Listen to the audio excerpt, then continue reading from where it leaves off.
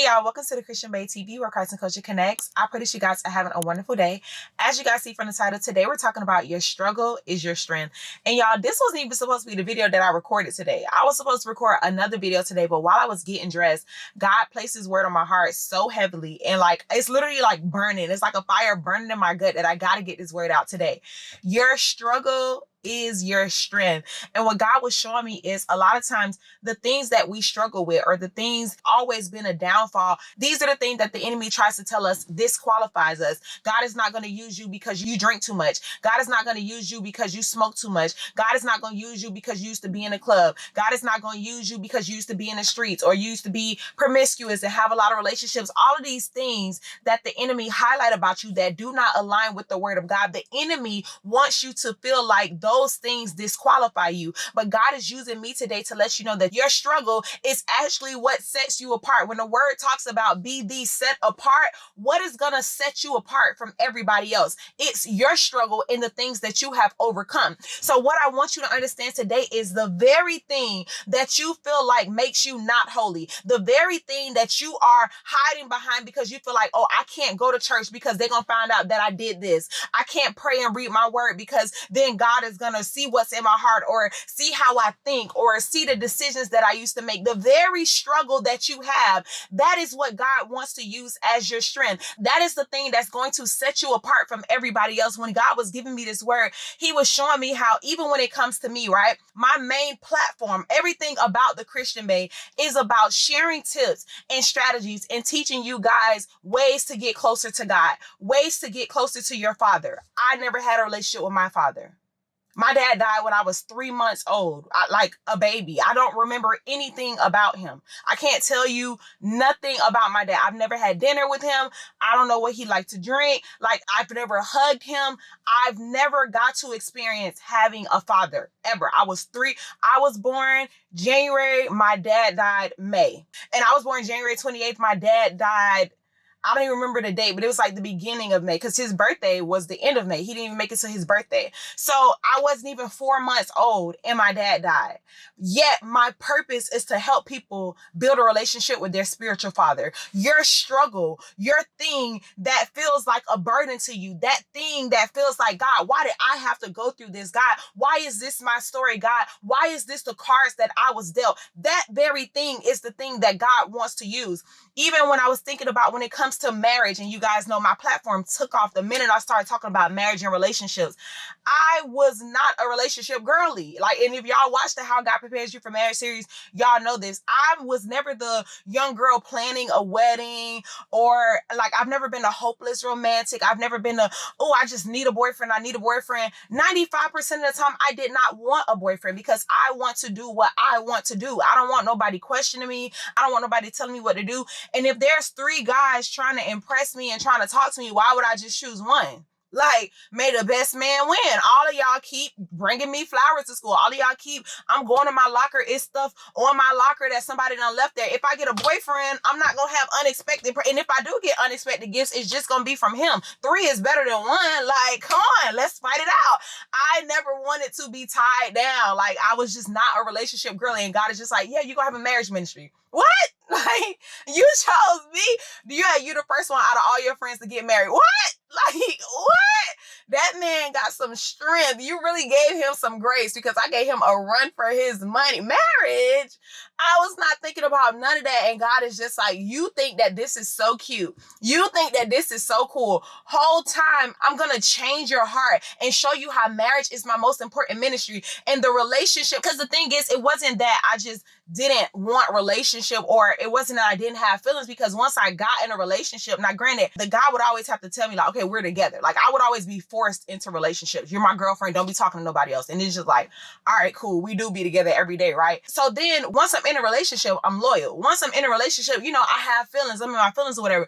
But can I express that? No, because God had to show me you were emotionally closed off. You were emotionally unavailable. Even though you had emotions, being that my family didn't really teach me emotional maturity or anything like that. Like, my family is not big on affection and words of affirmation. So I didn't come from that. So I also didn't know how to give that because I didn't come from that. So I could have all these feelings for a person and still break up with them because it's just like, you did one thing to piss me off, so now I'm done, even though I really do love you. So God had to take me through the season of learning, no, you do have feelings, but this is just how you try to push them to the back, or this is just how you try to fight or flight, or you try to shut down. I had to learn emotional maturity to really understand being in a relationship, being in a marriage. And God said, now that I took you through that whole process of an area that was struggle that you didn't even realize was struggle, because that's the thing, a lot of times the enemy will glamorize some parts of us and make it look cute when it's actually a struggle. It's actually something that God wants to deliver us from. Yeah, you get cute and you like to pop out on the weekend and go to the club and everybody clap for you when you go out.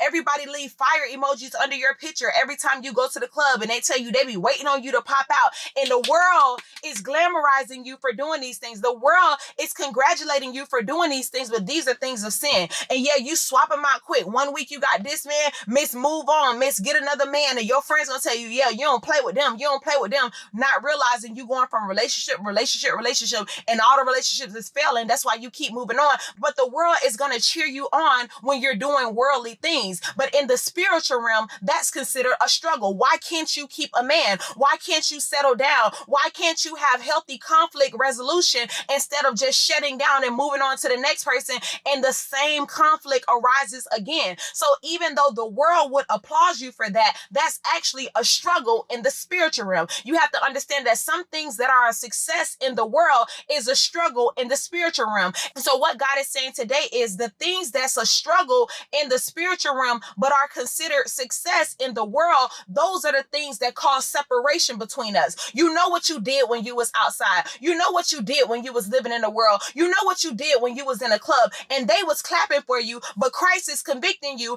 and now that's causing you to want to separate yourself because now the scales have been removed off your eyes and you realize this thing that I got success for over here is actually a struggle over here, and I don't know if I want to deal with that, so I want to separate myself. But what God is saying today is, I want you to understand, I know that they told you that was success, and now that I've revealed to you that it is a struggle, you want to allow it to cause separation, but I actually want to use that for your purpose. I'm actually going to take that struggle and use it as your strength. The one that didn't want relationship and didn't want marriage, I'm going to change her and create in her a new heart, a new image. Now she's going to look like me when it comes to relationship and marriage. In the same area that was a struggle, I'm going to use that as her strength for the steps that I have ordered for her. The thing that was a struggle is her strength and what sets her apart. I remember when I first moved back home from living in Virginia, because y'all know my relationship with God started in 2015 in Virginia when I was in college. So that's really where I grew. I started speaking, women empowerment events and everything like that. So when I moved back to Florida and now I'm back in my old environment, it was a culture shock for me because now I'm back in the environment that the old me used to be in. So I got people asking me to come to the club, and I got people asking me to leave the house at 1 o'clock. Everything closed at 1 o'clock in Virginia. In Florida, we're just leaving the house at 1 o'clock because everything stays open overnight. So now I'm back in this old environment, but I am a new person. And y'all, I can remember, I don't know if this was the first time, I think this was like one of the first times I went to the club when I moved back. And I remember getting dressed to go to the club, and the whole time I'm just like, I don't know. And I remember we were going to the club because one of my friends had to perform because she's a rapper. So she had to perform at a club in Miami, and we had like a section and everything. So she's like, just come. Like, it's not like you're going to be amongst everybody. Like, you're going to be in a section, sitting to the side or whatever. And I remember I told her I will, because she really wanted me to come to her performance. So I told her, I will come to your performance on Saturday, but you got to come to church with me on Sunday. And she said, okay. So, I got dressed, I went, I kept my word. We in a section. It wasn't nothing horrible, but y'all, it was like when I was in the club now, I saw everything differently.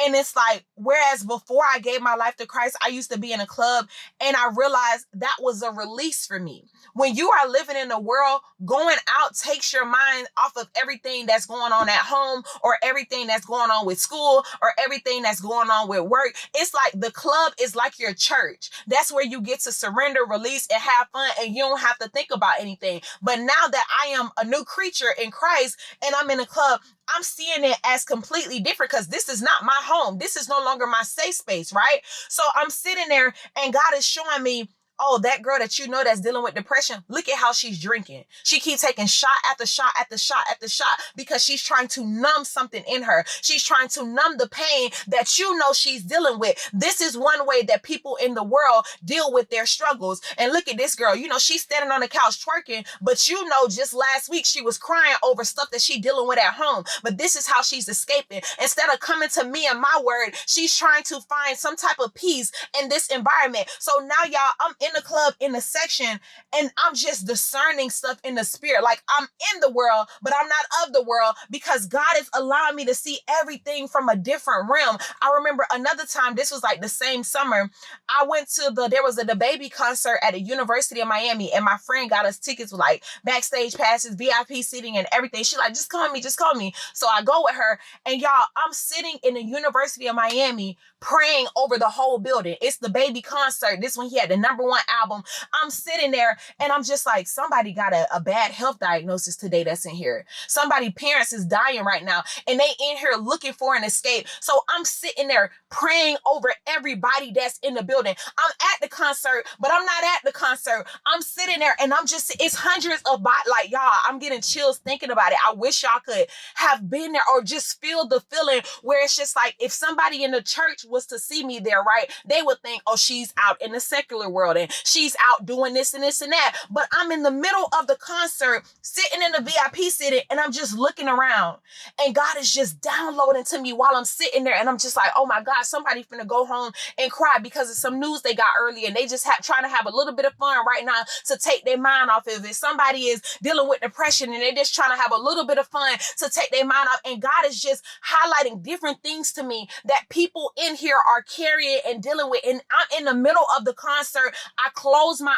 eyes and I'm just praying. I'm just like, Father God, allow your angels to surround this building. Father God, touch every person in here. There's somebody in here that was thinking about suicide. Father God, I pray that you change their mind. Father God, allow them to have an encounter with you. Father God, reveal to them their purpose. Father God, take the thoughts out of their mind. Father God, I'm praying. I'm not praying out loud because I'm in this loud concert, but I literally closed my eyes and I'm just praying because God had it weighing on me so heavy. And I'm sharing this experience with y'all because I want you to know that your struggle is your strength. Because before I gave my life to Christ, I was in the club. Before I gave my life to Christ, I was turning up every weekend. I was out to 7 a.m. So it only makes sense that God said, I'm going to send you the very place that I delivered you from. And the thing about God sending you, you can't worry about what people have to say when God sends you somewhere. Because like I said, if somebody was to see the Christian Bae walking in the club, they'll think, oh, she done backslid. If somebody was to see the Christian Bae at the DaBaby concert, they would think, oh, she done backslid. But you don't know what my struggle was. So you also don't know the strength and how God has set me apart. You don't know where God has sent me back to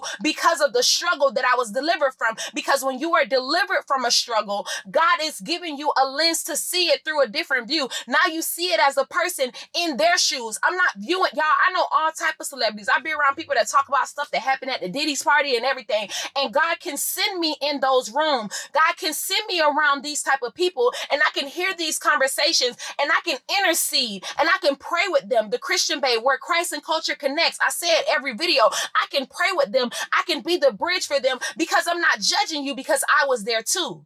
And now I understand that my struggle is now my strength. And God can use me to deliver people from the very thing that he delivered me from.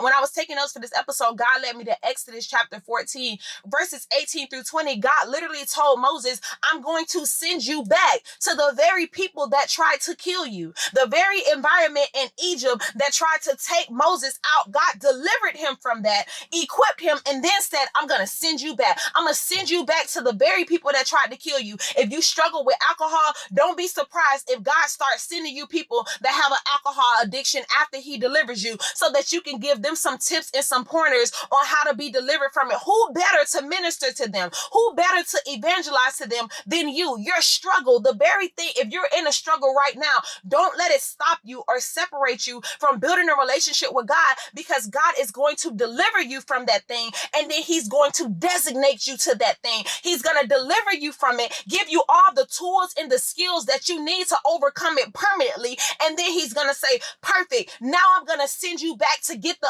others. Now I'm going to send you back to Egypt so you can say, let my people go. Now I'm going to send you back in the club so that after the club, you can have the very people in the club on Saturday in church on Sunday. And you standing there praying with them. I was fasting with the rapper, y'all. I'm praying with her. We on the phone when stuff started happening in her life. She's calling me, asking me to pray, asking me to do a fast with her, all because I sat in the club with her, all because I went in the darkness and God allowed me to see it through a different realm. Your struggle is your strength. And that is what God is going to use to set you apart. Not only was I made for this, I was saved for this. God saved me from that struggle so that it can be my strength and it can set me apart for the steps that God has ordered for me. I was saved for this. And that's today's seed. Saved for this. And if you made it to the end of this video, you could put in the comments, put the dancing emoji. The lady in the red, we're dancing like she in the club because that's how I used to be in the club. Put that lady in red because the same one that Satan thought he had, God said, not only am I going to take her up out of the club, but I'm going to send her back to get others. Not only am I going to take her out the culture, I'm going to send her back to the culture to save others and to be a bridge to help others get to Christ. I know what you're struggling with. I know how fun it is to go to the club. I know how fun it is to, oh, I'm finna drop him and I'm dating somebody else tomorrow. I know all about that, but I also know that it's better when you do it God's way. So God said, I need you to know that your struggle is your strength, and that's what I'm using to set you apart for the steps that I ordered for you. You were saved for this.